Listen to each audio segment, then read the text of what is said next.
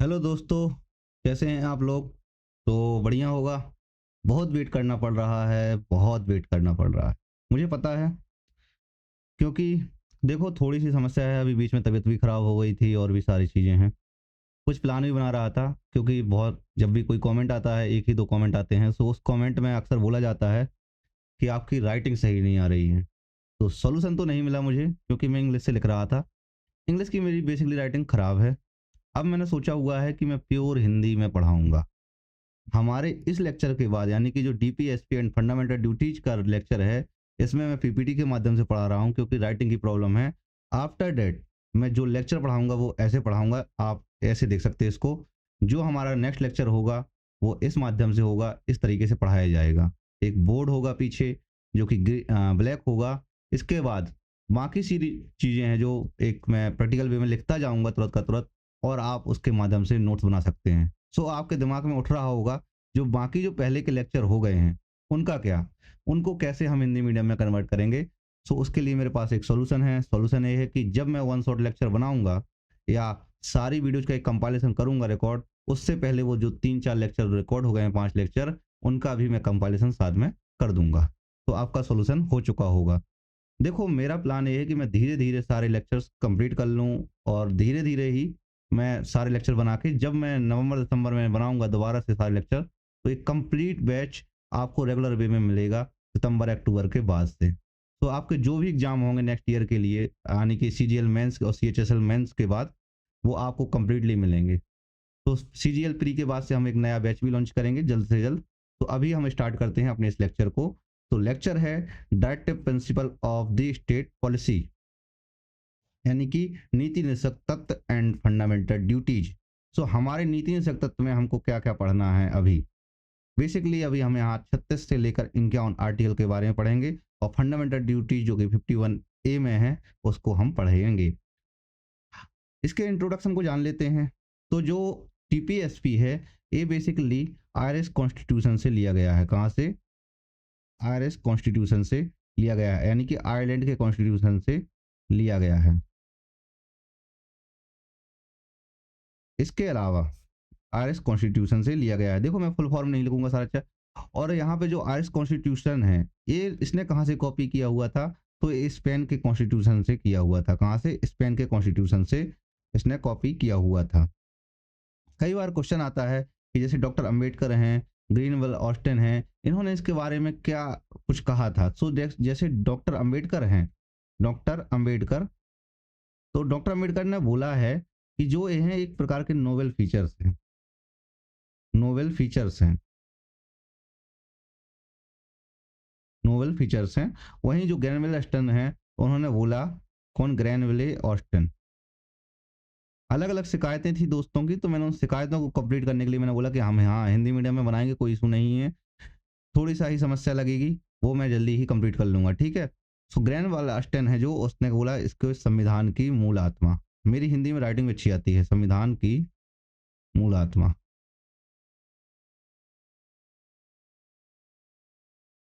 इतना ही है इसमें।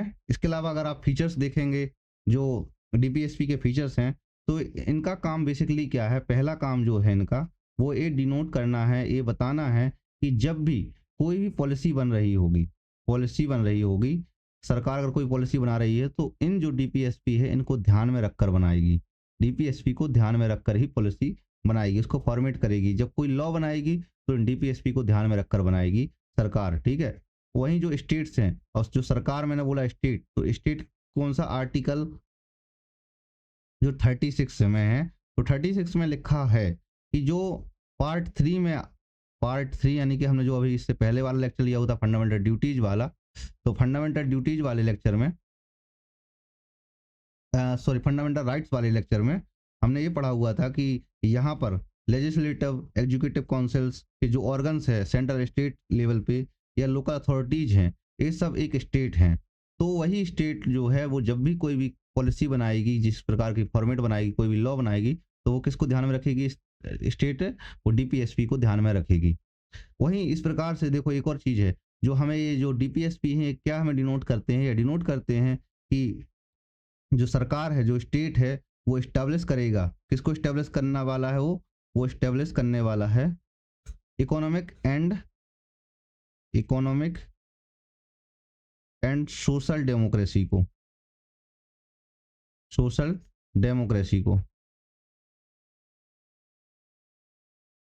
यही इसका मेन पर्पज है, जो कि फाइनली वे में जब डेमोक्रेसी आ जाएगी तो एक क्या करेगा, एक वेलफेयर स्टेट का निर्माण करेगा, वेलफेयर स्टेट का निर्माण करेगा। यही इसका मेन पर्पज है, यही मेन इसका उद्देश्य है। हमारा जो आर्टिकल 36 है वो बेसिकली हमने अभी बताया, जैसे डेफिनेशन ऑफ स्टेट को बताता है, और ये इसमें सिंपल सा लिखा हुआ है कि जो इस पार्ट में है, जो इस कॉन्टेक्स्ट है, इस सब में स्टेट की वही परिभाषा होगी, जो कि स्टेट की जो परिभाषा है वही मीनिंग होगी जो कि पार्ट 3 में है। अब पार्ट 3 में क्या क्या लिखा हुआ था कि जो इसे लोकल अथॉरिटी है यह स्टेट होगी, वहीं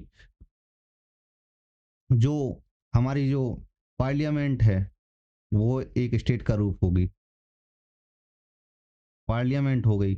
वहीं हमारी कोई एग्जीक्यूटिव है तो ये भी एक स्टेट का फॉर्म होगी। यही मेन इसका वो है, तो मीनिंग यही था पार्ट 3 के अंतर्गत। अगर हम हमारा आर्टिकल 37 है, तो आर्टिकल 37 क्या कहता है कि this provisions content in this part shall not be enforceable. देखो यहाँ पे ये लिखा हुआ है ना, आपको अगर देख रहा होगा तो इनफोर्सिबल का मतलब ये है कि जो भी इस पार्ट में, यानी कि पार्ट 4 में जो भी लिखा हुआ है एक इनफोर्सिबल नहीं है। आप इसके लिए कोई कोर्ट में नहीं जा सकते हो कि इसमें जो भी आर्टिकल्स दिए हुए हैं, यानी कि आर्टिकल 37 के जो 38 में है, तो 38 को लागू करने के लिए आप नहीं जा सकते कि इसके लिए लॉ बनाना चाहिए। आप सरकार को डायरेक्शन दे सकते हो, यानी कि सुप्रीम कोर्ट या हाई कोर्ट में नहीं जाओगे आप, और हाई कोर्ट में जाके ये नहीं कह सकते हो, या सुप्रीम कोर्ट में जाके ये नहीं कह सकते हो कि आप इन में जो भी आर्टिकल 38 से लेकर 51 तक जो भी लिखा हुआ है उसको आप लागू करवा दें, उसको डायरेक्शन दे दें, तो ये नहीं किया सकता है इसमें। अब हम एक चीज और देखते हैं, इसमें एक क्लासिफिकेशन दिया हुआ है। क्लासिफिकेशन देखो संविधान में नहीं है, जो क्लासिफिकेशन है वो जस्ट एज अ पर्पज किया गया है, क्योंकि आप उसको सरल तरीके से पढ़ सकें, उसको समझ सकें कि किस चीज का पर्पज है ये। सो ये क्लासिफिकेशन है जो ये संविधान में नहीं दिया है, कॉन्स्टिट्यूशन में नहीं दिया है, इसको ध्यान में रखना है यहाँ पे। अब देखो जो यहाँ सोलिस्टिक प्रिंसिपल्स हैं, गांधीयन प्रिंसिपल्स हैं, और लिबरल इंटेलेक्चुअल प्रिंसिपल्स हैं। अब एक चीज यहाँ पर कॉमन देखना आप, जो शायद तक आपको दिख रही होगी, जैसे 43 है, तो 43 आपको गांधीयन प्रिंसिपल में मिल रहा है। सोलिस्टिक यानी समाजवादी प्रिंसिपल्स और गांधीयन फिलोसफी के प्रिंसिपल्स के अलावा जो है 43 यहाँ पे भी दिया हुआ, 43 है यहाँ पर है, 43 भी यहाँ पे है। ऐसे कुछ कॉमन, यही 48 यहाँ पर है आर्टिकल, और 48 लिबरल इंटेलेक्चुअल में भी है। तो ये कॉमन क्यों है? कॉमन होने का कारण ये है, देखो अब मान लीजिए एक इतना बड़ा आर्टिकल है जिसमें बहुत सारी चीजें लिखी हुई हैं अलग अलग फॉर्म में, बट इसका एक पार्ट जो है वो डिनोट कर रहा है, बता रहा है कि सोलिस्टिक प्रिंसिपल है। वहीं जो सेकंड जो उसका पैराग्राफ है वो बता रहा है कि ये गांधीयन प्रिंसिपल, गांधीयन फिलोसफी को बता रहा है, जो कि एक इम्पोर्टेंट है। अब यहाँ पे हम देखते हैं सोलिस्टिक प्रिंसिपल को चलते हैं, तो सोलिस्टिक प्रिंसिपल के अंतर्गत सोलिस्टिक प्रिंसिपल होता क्या है? तो यहीं पे ये है कि एक डेमोक्रेटिक सोशलिस्ट स्टेट का निर्माण कर रहा है, जो कि एक प्रकार से प्रोवाइड कर रहा है नागरिक को या व्यक्ति को सोशल इकोनॉमिक जस्टिस के रूप में, और जो आपको एक पाथ देता है, एक रास्ता देता है, किसके लिए? वेलफेयर स्टेट का निर्माण करने के लिए रास्ता देता है। तो सोलिस्टिक प्रिंसिपल के अंदर कौन कौन से आर्टिकल आते हैं वो देखते हैं। तो सबसे पहला आर्टिकल आता है आर्टिकल 38। आर्टिकल 38 क्या कहता है कि जो इस बात को प्रमोट करना है एक सोसाइटी के लिए, कल्याण के लिए, व्यक्तियों के कल्याण के लिए, जो कि सोशल इकोनॉमिक और पॉलिटिकल जस्टिस, सोशल इकोनॉमिक और पॉलिटिकल जस्टिस को बना सके, इसको प्रमोट कर सके इस ऑर्डर में। और इसके अलावा आपको मिनिमाइज करना है, कम करना है किसको? इनइक्विटी, जो असमानताएं हैं, कौन कौन सी आय की असमानता, स्टेटस, फैसिलिटीज, अपॉर्चुनिटीज, तो इस सारी जो असमानता है उनको कम करना है। वहीं जो जस्टिस है, social economic and political justice है, उसको आपको बढ़ाना है। जो यहाँ पर जो ए वाला पॉइंट है, जो to minimize inequities, income, status and facilities and opportunities, A वाला जो है यहाँ पर जो जोड़ा गया था, वो कौन से अमेंडमेंट में जोड़ा गया था? 44th कॉन्स्टिट्यूशन अमेंडमेंट 1978 के द्वारा जोड़ा गया था इसको, to minimize inequities in income, status, facilities and opportunities को। हमारा जो नेक्स्ट आर्टिकल है आर्टिकल 39, टुवर्ड्स सिक्योरिंग सिटीजन्स, जहां पर ये बोल रहा है कि right to adequate means of livelihood for all citizens. Livelihood मतलब होता है आजीविका। आपको इस बात का निर्धारण करना है कि सबकी आजीविका, जो भी नागरिक उनकी आजीविका को आराम से चल सके, ये राज्य को सिक्योर करना होगा। वहीं जो हमारा सेकंड नंबर है, बी नंबर है, equitable distribution of material resource. जो मटेरियल रिसोर्स हैं उनको कॉमन गुड सभी को निर्माण करना है, सभी के लिए बराबर डिस्ट्रीब्यूशन करना है। थर्ड पॉइंट है हमारा prevention of concentration of wealth and means of production. जो भी उत्पादक और धन है, जो वेल्थ है, उसका केंद्रीकरण को होने से रोकना है, उसको सुरक्षा करना है, किसको, स्टेट्स को करना है, जो कि प्रेजेंट में हो रहा है। Equal way for equal work for man and women. जो भी मैन और वुमेन है उनके लिए इक्वल पे करना पड़ेगा, अगर समान कार्य के लिए समान वेतन देना पड़ेगा आपको। वहीं सेकंड हमारा जो फिफ्थ पॉइंट है, preservation of the health and strength of works and children against forcible abuse. आपको इस बात से प्रिवेंशन करना है, कोई भी वर्कर्स हैं, चिल्ड्रंस, उनके प्रति ऐसा तो नहीं कोई फोर्सिबल एब्यूज हो रहा हो, उनका शोषण किया जा रहा हो किसी प्रकार का। हमारा एफ नंबर का है, यानी कि जो 6 नंबर का है, opportunities for healthy development of children. आपको इस बात की अपॉर्चुनिटीज, मौके क्रिएट करने हैं जो कि एक बच्चा है उसके विकास के लिए कार्य कर सके। और जो ये लास्ट वाला पॉइंट है एफ नंबर का है, 39F कह सकते हैं इसको, ये 42nd अमेंडमेंट के द्वारा जोड़ा गया था। अभी हम इसको देखेंगे, 1976 के द्वारा जोड़ा गया था। इसको अभी हम देखेंगे आगे, जो जो जोड़े गए थे वो साथ में देख लेंगे, जिससे वो आपको याद भी रहे। तो नेक्स्ट है article 39A, promote equal justice and free legal aid to the poor. Simple सा है इसका, आपको इस बात मतलब स्टेट को इस प्रमोट करना है कि सभी को बराबर न्याय मिले और फ्री लीगल सर्विस मिले, फ्री लीगल एड मिले। क्यों? क्योंकि वो व्यक्ति गरीब है। इस बात को ध्यान रखना है। 39A है जो, वो 42nd अमेंडमेंट के द्वारा जोड़ा गया था, 42nd कॉन्स्टिट्यूशनल अमेंडमेंट के द्वारा जोड़ा गया था, 1976 के द्वारा जोड़ा गया था। वहीं हमारा नेक्स्ट 41 है, जो 41 क्यों आ गया, अब 40 कहाँ गया, वो हम अभी आगे पढ़ेंगे। देखो मैंने अभी बताया 3 पार्ट्स में बांटा गया है, तो 3 पार्ट्स को हम अलग अलग तरीके से पढ़ेंगे। तो आर्टिकल 41 है जो कि इस बात को बता रहा है कि जो टू आपको सिक्योर करना पड़ेगा right to work, right to work, right to education and public assistance in case of unemployment, old age, sickness, disablement, secure citizens. आपको इन सब चीज़ों को सिक्योर करना पड़ेगा किसी भी प्रकार से, यानी कि स्टेट को ये सारी चीज़ें सिक्योर करनी पड़ेंगी। आर्टिकल 42 है जो कि बोल रहा है कि आपको एक प्रोविजंस बनाना पड़ेंगे, मतलब स्टेट को एक प्रोविजंस बनाना पड़ेगा जो कि जस्ट एंड ह्यूमन कंडीशंस बनाए फॉर, क्यों, वर्क के लिए एंड मैटरनिटी रिलीफ के लिए। मैटरनिटी रिलीफ है क्या? बेसिकली जब प्रेगनेंस होती हैं वुमेन, तो कई बार क्या होती है, आपने देखा होगा कि निजी कंपनियां होती हैं वो छुट्टी नहीं देती हैं और उनके लिए एक प्रकार का भेदभाव क्रिएट करती हैं, जेंडर डिस्क्रिमिनेशन करती हैं। तो उसके लिए क्या है, मैटरनिटी रिलीफ के लिए आपको कानून बनाना पड़ेगा। सो इसके लिए क्या है, ये बाद में जब जोड़ा गया था, ये 42nd अमेंडमेंट के द्वारा जोड़ा गया था, अमेंडमेंट के द्वारा जोड़ा गया था 1976 में। ये पॉइंट बस आपको याद रखना है कि आर्टिकल 42 कब जोड़ा गया था। हाँ, कुछ चीज़ें हैं, कुछ आर्टिकल्स हैं जिनको ज़्यादा ख्याल रखना है, जैसे 44 है आर्टिकल, अभी मैं आगे बताऊंगा, तो उसको आपको याद रखना है। जैसे 39A जो कि मैंने इसके पहले पढ़ाया हुआ था, ये आपको याद रखना है, ये बहुत ज़्यादा पूछे जाने वाले से एक है। हमारा जो 43 है, तो 43 बेसिकली बोलता है कि आपको इस बात मतलब स्टेट को एक सिक्योर करना पड़ेगा, लिविंग वेज, डिसेंट स्टैंडर्ड करना पड़ेगा, living and social and culture opportunities for our workers. जो भी जितने वर्कर्स हैं उनके लिए एक डिसेंट स्टैंडर्ड्स होना चाहिए लिविंग रहने के लिए, सोशल सामाजिक रूप से, कल्चर अपॉर्चुनिटी सांस्कृतिक मौके उनको प्रोवाइड किए जाने चाहिए। ये सारी चीज़ें क्या है 43 में लिखी हुई हैं। बेसिकली देखो मैंने जैसे पहले बताया हुआ था ना कि जो डीपीएसपी है उनका पर्पज है क्या है, एक कल्याणकारी राज्य को बनाना। सो एक प्रकार की हाइपोथेटिकल सिचुएशंस थी। क्या हुआ था कि जब 1947 में हमारा देश आज़ाद हुआ, तब ऐसी कंडीशंस नहीं थी कि हम ये सारी चीज़ें प्रोवाइड कर सकते थे। हमारी उतनी अच्छी आर्थिक स्थितियां नहीं थी क्योंकि अंग्रेज तो हमारे भरोसे छोड़ गए थे। अब उसके बाद जब हमारी धीरे धीरे स्थितियां बनने लगी, तो सरकार ने धीरे धीरे करके एक कानून बनाना प्रारंभ किया हुआ था। तो एक फिलॉसफी है ये जो कि आपको पढ़नी पड़ रही है अभी। हमारा नेक्स्ट है 43A। 43A जो है, जो अमेंडमेंट है, ये भी 42nd अमेंडमेंट के द्वारा ही जोड़ा गया था, 42nd अमेंडमेंट के द्वारा ही जोड़ा गया था 1976 में। वहीं इसको जो है, इसमें सिंपल सा है कि एक स्टेप लेना पड़ेगा, इसलिए कि जो भी सिक्योर करना पड़ेगा आपको कि सारे participation of works in the management of industries, जो भी इंडस्ट्रीज हैं उसमें पार्टिसिपेशन बढ़े, किसका, वर्कर्स का, इंडस्ट्रीज में पार्टिसिपेशन बढ़े, सहभागिता बढ़े।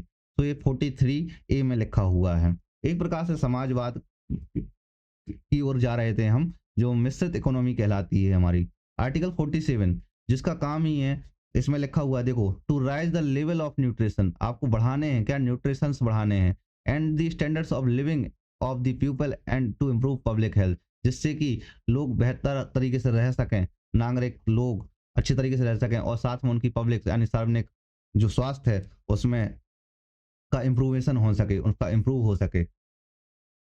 नेक्स्ट है हमारा देखो गांधीयन प्रिंसिपल आते हैं। तो गांधीयन प्रिंसिपल जो कि गांधीयन फिलॉसफी को डिनोट करते हैं, बताते हैं कि गांधीयन आइडियोलॉजी क्या थी, जो उस बात को बताते हैं कि जैसे एक मतलब स्थानीय स्वशासन को बढ़ा सकें। तो ये गांधी जी के जो आइडियाज थे, जो उन्होंने इंडिपेंडेंस के दौरान बनाए हुए थे, जो उनकी बुक्स में लिखे हुए थे, उसको एक समग्रता से इसमें शामिल किया गया था कि इन फ्यूचर हम इस चीज को बनाएंगे। तो आर्टिकल 40 जो है बता रहा होता है कि जिसका काम है कि एक ऑर्गेनाइज करना होगी village panchayat and endow the necessary with the powers and authority to enable them to function as units of self government का निर्माण करना, स्थानीय शासन का निर्माण करना, जो कि बाद में 73rd constitution and 74th constitution के द्वारा ऐड की गई हैं, और किस में 1992 में।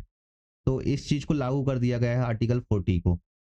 आर्टिकल 43 है, जैसे हमने आर्टिकल 43 वहां पढ़ा हुआ था, अब यहाँ पर है कि प्रमोट करना है किसको, कॉटेज इंडस्ट्रीज को, कपास की इंडस्ट्रीज को, on individual and cooperation basis in rural areas पे, रूरल एरिया में आपको करना पड़ेगा। तो कोऑपरेशन यानी संघीय जो समितियां हैं उनके आधार पर। तो ये 42nd अमेंडमेंट के द्वारा ही ये भी जोड़ा गया था 1976 में। अब तो आपको धीरे धीरे याद भी होता जा रहा होगा कि किस किस में कौन कौन सा जोड़ा गया था। फिर आता है आर्टिकल 43 भी, जो कि एक volunteer formation, autonomous functioning, democratic control, professional management of cooperative societies, इन सब के बारे में लिखा हुआ है। जो professional management of cooperative societies है, ये जो है ये बाद में जोड़ा गया था। कब जोड़ा गया था, 1970 अमेंडमेंट के द्वारा जोड़ा गया था, कॉन्स्टिट्यूशनल अमेंडमेंट 2011 के द्वारा इसको जोड़ा गया था, इस बात को प्रमोट करना था। नेक्स्ट आता है 46, आर्टिकल 46। तो आर्टिकल 46 में लिखा हुआ है कि आपको प्रमोट करना है, स्टेट को प्रमोट करना है educational and economic interested of SC, STs and other weaker sections of the societies and to protect them from social injustice and exploitation. इसको आपको प्रमोट करना पड़ेगा, किसकी, जो पढ़ाई है लिखाई है, इन सारी चीज़ों को इंटरेस्ट किसके, SC एंड STs के, और जो अदर वीकर सेक्शन उनके, जिससे समाज में एक सामाजिक सुरक्षा क्रिएट हो सके, और जो उनका सोशल एक्सप्लॉयटेशन होता है, जो उनका अन्याय होता है, वो समाप्त हो सके, सामाजिक अन्याय ना हो किसी के साथ। इसको प्रोटेक्ट करना है आर्टिकल 46 के तहत। फिर आता है आर्टिकल 47। तो ये इस बात को प्रोहिबिट करता है कि कंजप्शन इंटॉक्सिक जो ड्रिंक्स एंड ड्रग्स हैं, इनसे प्रोविजन, इनको रोक लग सके इन पे, जो कि हेल्थ के लिए, स्वास्थ्य के लिए खराब हैं। बट ऐसा होता नहीं है, क्योंकि यहाँ पर आपको पता है कि सबसे ज़्यादा फायदा जो है उसी से होता है गवर्नमेंट को। ये सारी चीज़ें हाइपोथेटिकल हैं, इसलिए इस सब चीज़ों पर लोग नहीं लगाया जा सकता, सिर्फ बातें की जा सकती हैं। फिर आता है आर्टिकल 48, जो कि इस बात को प्रोवाइड करता है कि स्लॉटर्स ऑफ गाउज, काऊ, जो काऊ हैं तो उनकी जो बलि होती है उस पर रोक लगाना, क्लेव्स एंड अदर मिलेट्स, जो दुधारू पशुओं हैं उनकी ब्रीड्स को इम्प्रूव करना है। ये सारी चीज़ें हैं, आप इनको अगर किसी नोट्स में आप देखेंगे, और मैं आपको फाइनल वे में सारे नोट्स प्रोवाइड करूंगा अच्छे तरीके से, तो आप उसमें से पढ़ सकते हैं। फिर आता है लिबरल इंटेलेक्चुअल प्रिंसिपल्स, जो कि बौद्धिक उदारवादी सिद्धांत हैं, उनके बारे में हम बातचीत करेंगे यहाँ पर, जो कि इस बात को डिनोट करते हैं, जो एक लिबरलिज्म को प्रमोट करते हैं। अब आता है आर्टिकल 44, जो कि यूनिफॉर्म सिविल कोड से लेटर है। मैं जैसे मैंने बोला हुआ था कि इसको आपको याद करने ला है कि आर्टिकल 44 में सामान्य नागरिक संहिता लिखी हुई है। अभी हाल ही में क्योंकि ये चर्चा में था, तो जो उत्तराखंड है उसने इसको लागू किया हुआ है, यूनिफॉर्म सिविल कोड को। ये इंपॉर्टेंट है, सामान्य नागरिक संहिता। इसके अलावा वो कौन सा स्टेट है जहां पर सबसे पहले सामान्य नागरिक संहिता लागू थी, उसका नाम आप कमेंट सेक्शन में बताएं। आता है आर्टिकल 45, जो कि प्रोवाइड करता है early childhood care and education for all children until the complete age of 6, नहीं आप 14 ईयर्स है, जब तक वो कंप्लीट नहीं कर लेते 14 ईयर्स तक, तब तो एज 6 ईयर से 14 ईयर्स के बीच में जो भी बच्चे हैं उनके केयर को ध्यान में रखना पड़ेगा, किसको, स्टेट को ध्यान में रखना पड़ेगा, जो कि बाद में ऐड किया गया था क्या, ऐड कब किया गया था? 86 अमेंडमेंट 2002 के द्वारा ऐड किया गया था। इसके सब्जेक्ट मैटर को चेंज किया गया था। फिर आता है आर्टिकल 48। तो आर्टिकल 48 कहता है to organise and animal husbandry on modern and scientific lines. आपको ऑर्गेनाइज करना पड़ेगा जो एग्रीकल्चर, जो कृषि है, एनिमल हस्बेंड्री है, पशुपालन है, मॉडर्न एंड साइंटिफिक वे में आपको इस वे में ऑर्गेनाइज करना पड़ेगा एग्रीकल्चर को, यानी कि प्रमोट करना पड़ेगा एग्रीकल्चर को, जिससे एक साइंटिफिक तरीके से हो सके। फिर एक और यहाँ पर आर्टिकल है, अच्छा इसमें मैंने शामिल नहीं किया है, आर्टिकल 48A, 48A, जो कि इस बात को इम्प्रूव करता है, क्यों आपको प्रोटेक्ट करना पड़ेगा एंड इम्प्रूव करना पड़ेगा किसको? एनवायरमेंट को, एनवायरमेंट को एंड फॉरेस्ट को, फॉरेस्ट को। तो ये कब शामिल किया गया था? आर्टिकल 48A 42nd अमेंडमेंट के द्वारा जोड़ा गया था, 1976 में जोड़ा गया था। नेक्स्ट आता है आर्टिकल 49, जो कि इस बात पे है कि प्रोटेक्ट करना है आपको जो भी मॉन्यूमेंट्स हैं, प्लेसेस हैं, ऑब्जेक्ट्स एंड आर्टिस्ट हैं, हिस्टोरिक इंटरेस्ट हैं, इसके अलावा जो भी डिक्लेयर किया गया है नेशनल इंपॉर्टेंस के लिए, जो सारे महत्वपूर्ण हैं, उनको आपको प्रोटेक्ट करना पड़ेगा। हाँ, उनका नाम नहीं चेंज करना है, ताजमहल का नाम से मंदिर नहीं रख देना है जहाँ रखे चीज़, नहीं तो आप अपने अनुसार रख लो नाम। फिर आता है आर्टिकल 50। जो आर्टिकल 50 आता है वो सेपरेट करता है, यहाँ पर पृथक्करण का सिद्धांत दिया गया है, जुडिशरी एंड एग्जीक्यूटिव उनको, क्यों? पब्लिक सर्विस के लिए, ऑफ द स्टेट्स के लिए। तो इसको सेपरेट करता है, जुडिशरी को एंड एग्जीक्यूटिव को एक दूसरे से अलग करता है। नेक्स्ट आता है हमारा आर्टिकल 51। तो आर्टिकल 51 है जो प्रमोट करता है किसको? इंटरनेशनल पीस को, सिक्योरिटी को मेंटेन करता है, जस्ट एंड ऑनरेबल रिलेशंस जो बिटवीन एंड नेशंस के बीच में हो, अलग अलग राष्ट्रों के बीच में रिलेशंस मेंटेन हो सकें, पीस मेंटेन हो सके। इसके अलावा जो foster respect for international law, treaty and obligations, जो भी बाध्यताएं हैं, to encourage settlement international dispute by arbitrations, ये सारी चीज़ें हैं 51 में। अब हमारा आता है एक न्यू डायरेक्टिव प्रिंसिपल, कुछ जोड़े गए थे। तो जैसे मैंने अभी बहुत सारे बताया, तो 42nd अमेंडमेंट के द्वारा, 42nd कॉन्स्टिट्यूशनल अमेंडमेंट एक्ट 1976 के द्वारा कौन कौन से जोड़े गए थे? कुछ चीज़ें ऐड की गई थी। तो जैसे पहला आता है, पहला क्या ऐड किया गया था? आर्टिकल 39F, जो कि मैंने पहले ही पढ़ा दिया है। आर्टिकल, फिर इसके बाद आता है आर्टिकल 39A। आर्टिकल 39A जो कि प्रमोट करता है जस्टिस को, फ्री ऑफ जस्टिस को, लीगल एड को, फ्री लीगल एड को। फिर आता है 43A, जो कि पार्टिसिपेशन से रिलेटेड है, कि वर्क जो इंडस्ट्रीज मैनेजमेंट में है। 4 नंबर पे आता है 48A। 48A है कि आपको इम्प्रूवमेंट करना है एनवायरनमेंट्स को एंड सेफगार्ड करना फॉरेस्ट एंड वाइल्ड लाइफ के लिए है। फिर इसके बाद आता है 44 अमेंडमेंट, 44th कॉन्स्टिट्यूशनल अमेंडमेंट 1978 के द्वारा कुछ आर्टिकल जोड़े गए थे। तो एक आर्टिकल था वो आर्टिकल 30 है, तो इसको ऐड किया गया था। यहाँ पर लिखा हुआ था जो आपको असमानताएं हैं उसको कम करना है। इसका कौन कौन सी असमानताएं हैं? Income, status, facilities and opportunities. वहीं आता है फिर 86 अमेंडमेंट। तो 86 अमेंडमेंट के साथ, जो कि 2002 का है, यहाँ पर कुछ चीज़ें चेंज की गई थी, कि सब्जेक्ट मैटर है उसको चेंज किया गया था। जो आर्टिकल 21A है उसके सब्जेक्ट मैटर को भी चेंज किया गया था। इसके अलावा एक और बचता है, वो है 1977 कॉन्स्टिट्यूशनल अमेंडमेंट एक्ट 2011, जो कि 43B के द्वारा ही जोड़ा गया था, जहाँ पर सिंपल सा स्टेट को प्रमोट करना है, किसको? वॉलंटरी फॉर्मेशंस को, ऑटोनोमस फंक्शंस को, democratic control and professional management of corporation societies, ये सारी चीज़ें ऐड की गई थी 43B के द्वारा। अब वहीं पे कुछ इसका क्रिटिसिज्म भी किया गया था। तो क्रिटिसिज्म सिंपल सा था कि कोई भी इसका लीगल फोर्सेस नहीं है, नो लीगल फोर्स, कोई भी आइडियोलॉजिकली अरेंजमेंट नहीं है, इलॉजिकली अरेंजमेंट है इसका, इलॉजिकली अरेंजमेंट है, अरेंज्ड है, कुछ भी ऐसा नहीं था जो कि किया सके। सो कोई भी कोई लीगल प्रोसेस नहीं था। इसके अलावा एक बहुत रूढ़िवादी सोच भी रखते हैं, कई बार इसमें आपको देखेंगे कुछ रूढ़िवादी सोच वाले भी हैं, जहाँ पे कुछ खास परिवर्तन नहीं है। वहीं इसके माध्यम से कई सारे संवैधानिक टकराव भी होना स्टार्ट हुए। तो कॉन्स्टिट्यूशनल कॉन्स्टिट्यूशनल कॉन्फ्लिक्ट भी प्रारंभ हुए। ये अलग अलग चीजें हैं। अगर अब वहीं पे आप देखोगे तो कुछ एक जो सबसे बड़ा कॉन्फ्लिक्ट होता है इन आर्टिकल्स के बीच में, तो एक सबसे बड़ा क्या है कि फंडामेंटल राइट्स और डायरेक्टिव प्रिंसिपल्स हैं, उनके बीच में एक कॉन्फ्लिक्ट प्रारंभ होता है। प्रारंभ कहाँ से होता है कि जब बात आती है कि जो फंडामेंटल राइट हैं वो जस्टिएबल हैं, वहीं जो डायरेक्टिव प्रिंसिपल हैं वो नॉन जस्टिएबल हैं।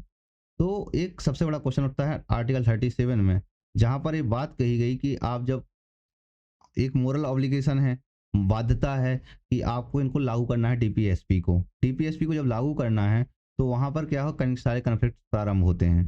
प्रारंभ कहाँ से होता है, तो जैसे 1951 में चंपक दोराइजन केस आता है। चंपक दोरई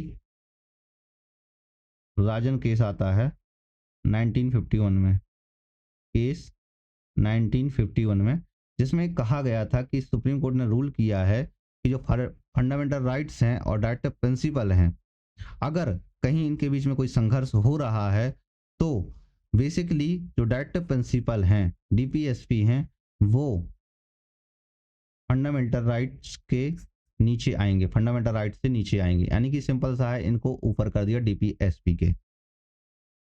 अब लेकिन बाद में एक प्रॉब्लम्स होती है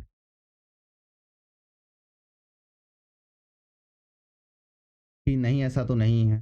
सो इसके लिए क्या है कि जब फंडामेंटल राइट ऊपर गई है तो एक पार्लियामेंट है, उसने अमेंडमेंट किए कई सारे अलग अलग तरीके से। तो उसने फर्स्ट अमेंडमेंट किया 1951 में, इसके बाद 55 में एक अमेंडमेंट किया, फिर 1964 में 17th अमेंडमेंट किया।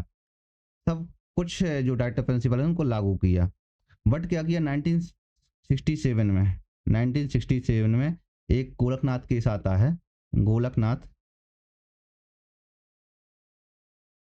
केस के द्वारा कुछ चीज़ें चेंजेस की थी हैं और सुप्रीम कोर्ट ने रूल किया कि अगर देखो आप किसी भी हाल में जो पार्लियामेंट है, जो संसद है, तो संसद किसी भी स्थिति पर जो फंडामेंटल राइट है उनको ना तो कम कर सकती है ना उनको हटा सकती है, जो कि प्रकृति में एक प्रकार से उल्लंघनीय है।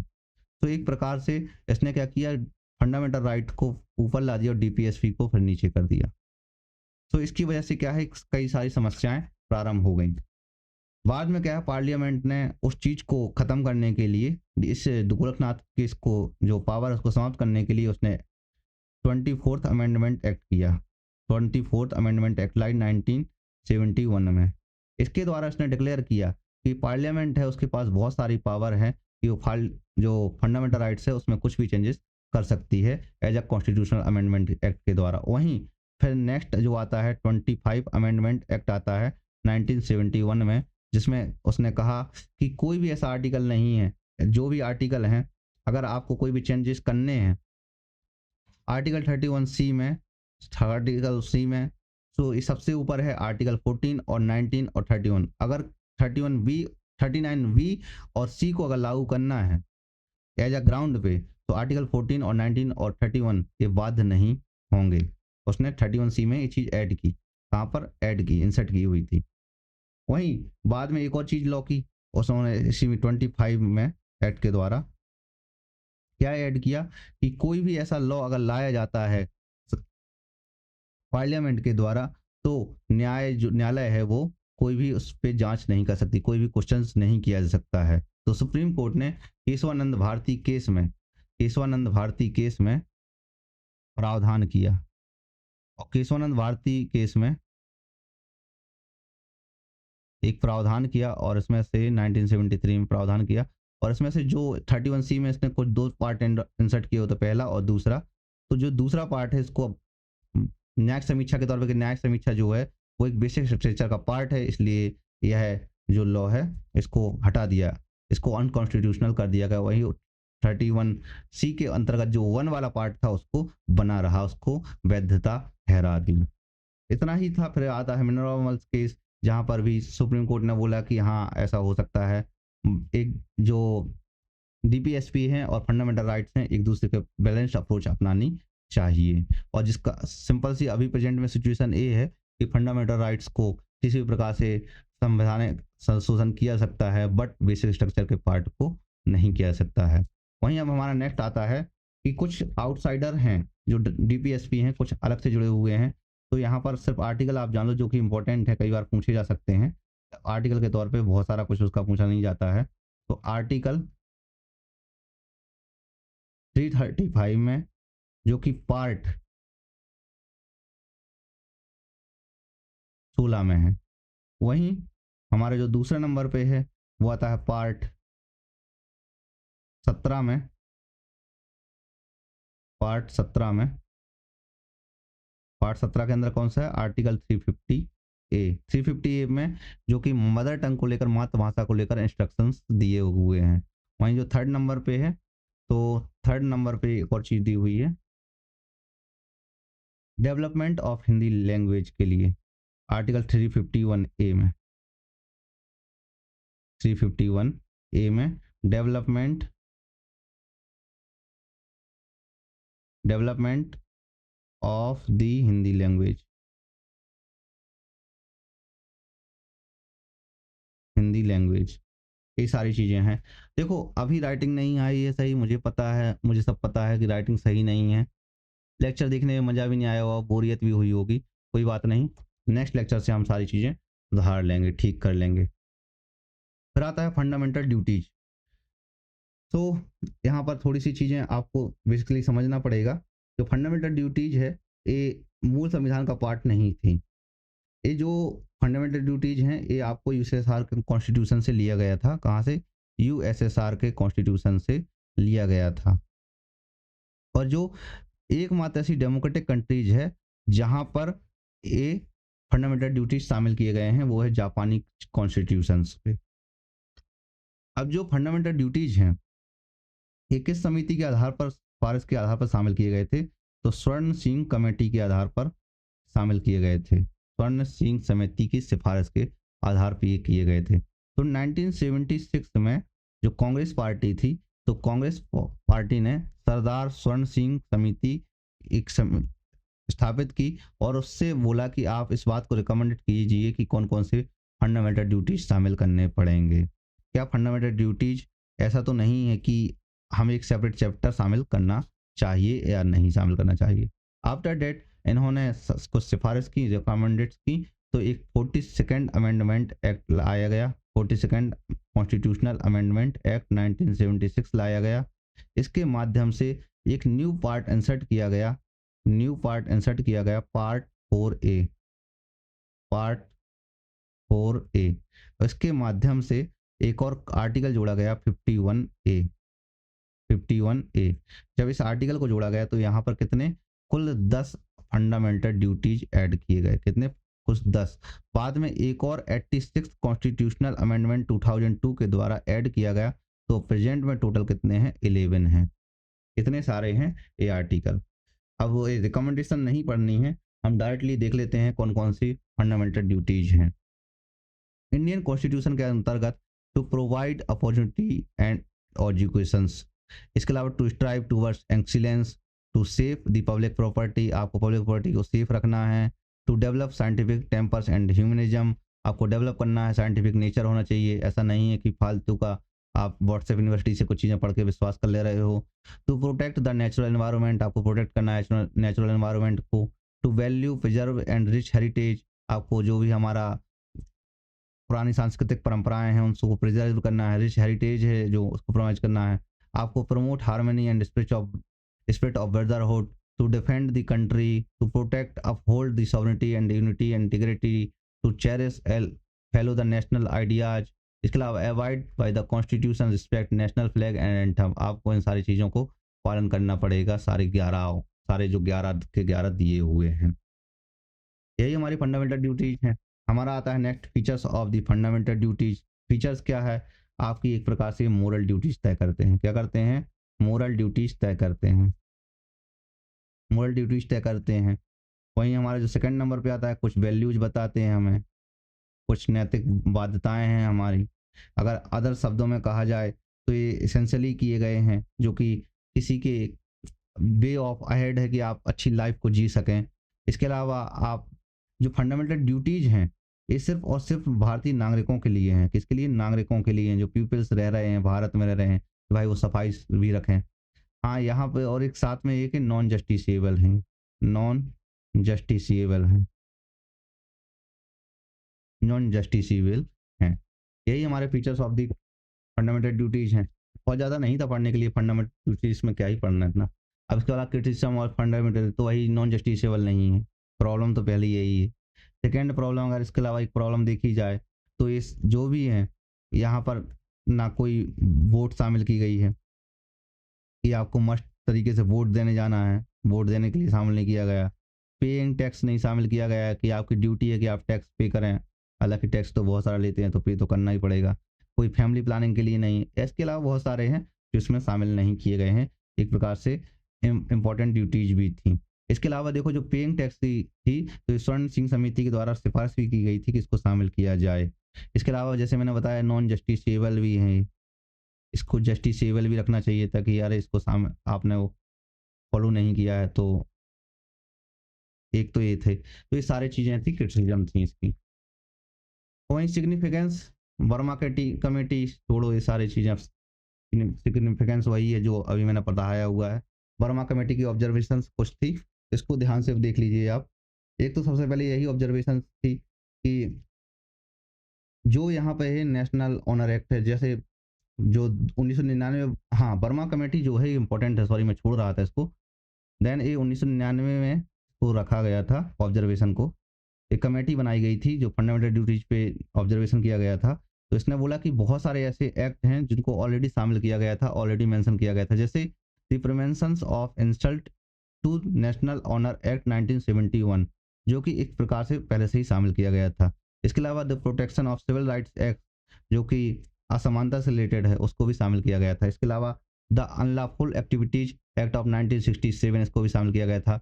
The wild life protection act 1972, the forest conservation act 1980, इनको भी शामिल किया गया था। तो अलग अलग चीज़ों को शामिल हम ऑलरेडी पहले से ही कर चुके थे। अब हाँ, चैनल सब्सक्राइब नहीं किया है तो कर लीजिए। टेलीग्राम है तो उसकी लिंक डिस्क्रिप्शन में है, व्हाट्सएप उसकी लिंक डिस्क्रिप्शन में है, ये सारी चीज़ें हैं। यहाँ पे ध्यान रखें, जो हमारा नेक्स्ट लेक्चर होने वाला है वो आपको पता है लेक्चर होने का तरीका ए वाला होने वाला है, जो कि आपको बहुत ज़्यादा हेल्प करेगा। अगर आपके दोस्त कोई भी हिंदी मीडियम से हैं, हिंदी माध्यम से, तो वो इस तरीके से पढ़ सकते हैं।